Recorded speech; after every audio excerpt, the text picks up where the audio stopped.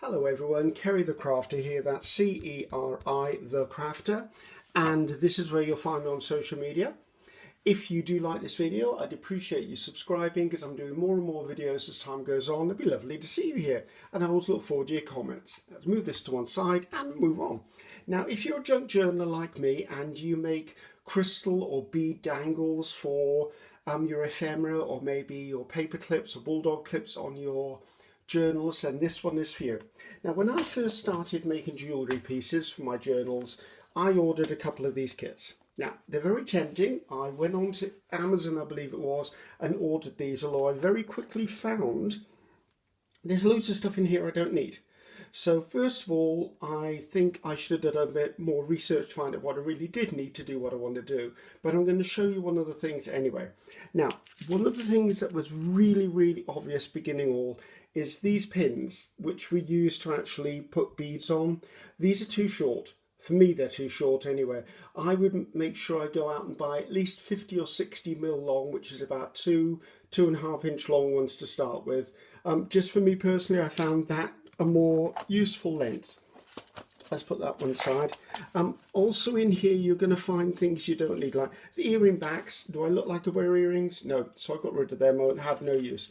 Now these are for making earrings, I believe. So what I want to do is, you would probably think of these as being useful in your, useless in your box, and I want to take one of these and show you what I do with them. So I'm going to take one of these out just to show you what you can do with that. So let's move that away as well. I won't click those shut, because if I click them shut, it makes a really loud noise.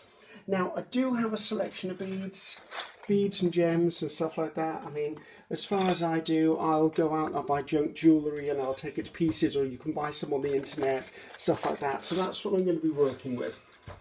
I've got a really small selection in here because then I'm not chasing 1.5 tons beads around. Now, because this is going to be quite close up, and because I don't want to edit the video, I find I have more success uploading if I haven't edited my videos. I'm going to put a box in here to raise my whole work surface up to you. So there you go. All of a sudden we've gone sky blue, people. So that will show you how close I can get you. I'm loving that. The other thing I'm going to use is I'm going to use a pair of rounded pliers. And if I need to, I'm going to use a pair of regular pliers. Okay, that's the only other two things I'm going to do. Now, first thing I'm going to do with this is make sure I'm in the center for a start. So this, you would think, I'm not making earrings, I don't need. Think of outside the box here. So I normally just take this and I'll straighten it out.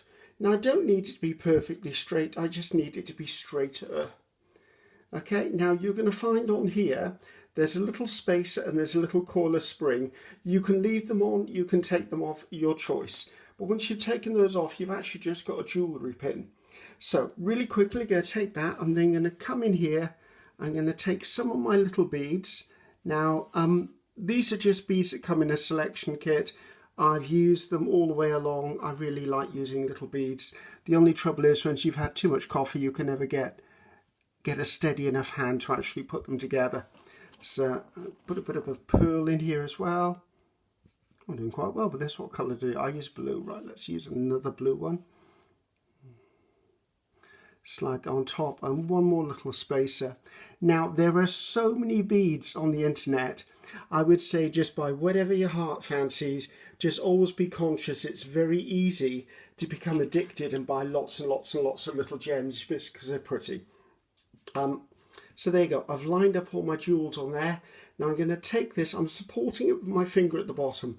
I'm going to grip hold of the top and I'm going to turn it, and then I'm going to let go, turn it, let go, and all I'm doing is I'm winding the top of this wire down to make a nice little loop there. Next thing I like to do is I like to come in and put my thumb there and straighten it up so I know the loop is at the top.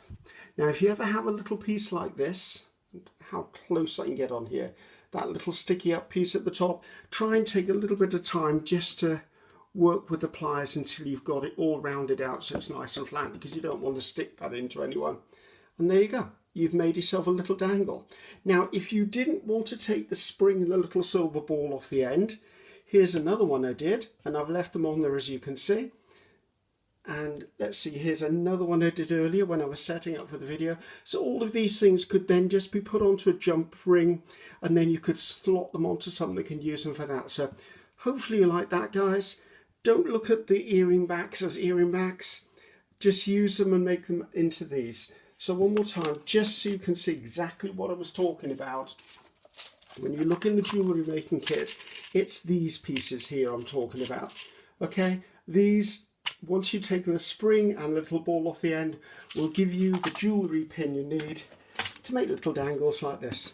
So hopefully you found that useful. Great way of using up some spare beads. Imagine that on the end of a paper clip, you can just link it through, even put it on a safety pin. So let's put that to one side. Let's move the big old box out the way. So once again, social media links, and of course, I'm Ceri the Crafter, and I will see you next time. That's Ceri, the Crafter. Bye bye now.